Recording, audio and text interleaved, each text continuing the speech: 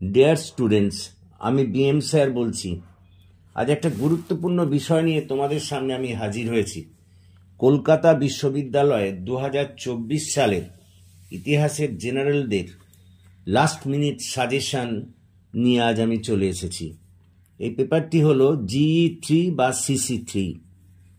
দেখো, প্রথমেই বলে নিই, আমি তোমাদের যে কোশ্চেন দিয়েছি এর বাইরে আর কিচ্ছু পড়ার দরকার নেই। এগুলো থেকেই কিন্তু তোমরা সব কমন পাবে।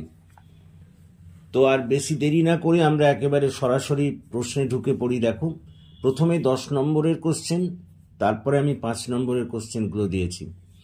দেখো, 10 নম্বরের কোশ্চেনগুলি প্রথমে বলি। সুলতানি শাসক হিসেবে ইলতুৎমিশের অবদান বর্ণনা করো। পরের প্রশ্ন, ইক্তা প্রথার বিবর্তন ও বৈশিষ্ট্য আলোচনা করো। পরের প্রশ্ন, আকবরের রাজপুত নীতি ও ধর্মনীতি আলোচনা করো।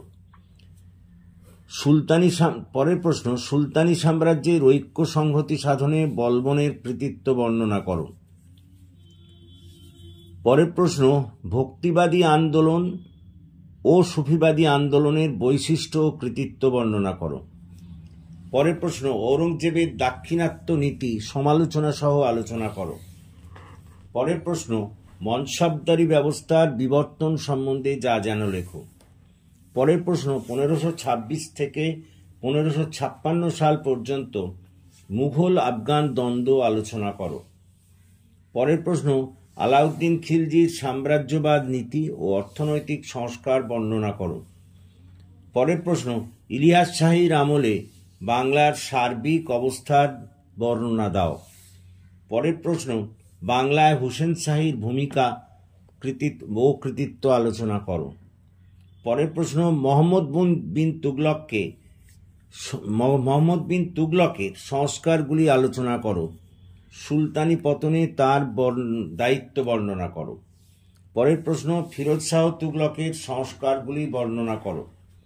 পরের প্রশ্ন, শিবাজির নেতৃত্বে মারাঠা উত্থান কাহিনী আলোচনা করো।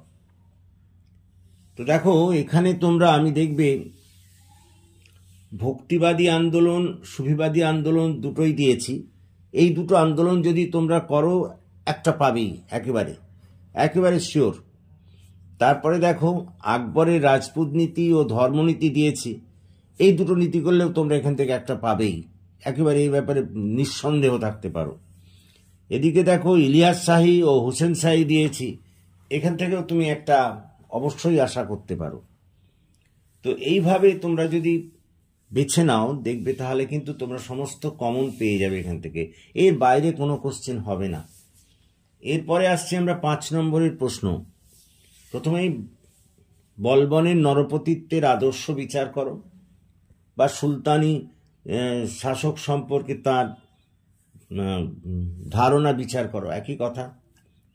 পরের প্রশ্ন, খানুয়ার যুদ্ধ ও তার গুরুত্ব আলোচনা করো। পরের প্রশ্ন, বিজয়নগরের বর্ণনা দাও, অবশ্যই বৈদেশিক ঐতিহাসিকদের দৃষ্টিকোণ থেকে। তারপরের প্রশ্ন, আবুল ফজলের ওপর একটি টিকা লেখো। পরের প্রশ্ন, ইবাদত খানার ওপর একটি টিকা লেখো। পরের প্রশ্ন, খালসা ও জায়গির বলতে কি বোঝো। পরের প্রশ্ন, প্রথম পানিপথের যুদ্ধের গুরুত্ব আলোচনা করো। তারপরের প্রশ্ন, প্রথম পানিপথের যুদ্ধের চেয়ে দ্বিতীয় পানিপথের যুদ্ধকে গুরুত্বপূর্ণ বলা হয় কেন। পরের প্রশ্ন, নূরজাহান চক্রের ওপর একটি টিকা লেখো। পরের প্রশ্ন, জায়গিরদারি সংকটের ওপর একটি টিকা লেখো। পরের প্রশ্ন, সুলতানি পতনে ফিরোজ শাহ তুগলকের দায়িত্ব বর্ণনা করো। পরের প্রশ্ন, খানুয়া ও ঘরঘরার যুদ্ধের ওপর একটি টিকা লেখো। পরের প্রশ্ন, মুঘল স্থাপত্যে শাহজাহানের ভূমিকা বিচার করো। পরের প্রশ্ন, শিবাজির শাসন ব্যবস্থার উপর একটি টিকা লেখো। এই হলো মোট প্রশ্ন।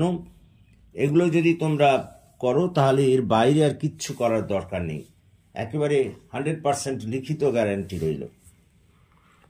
আশা করি তোমরা বুঝতে পারছ।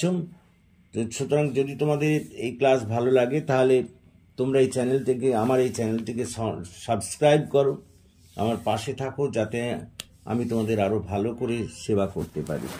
Thank you for watching and listening. Please comment, share and subscribe my channel.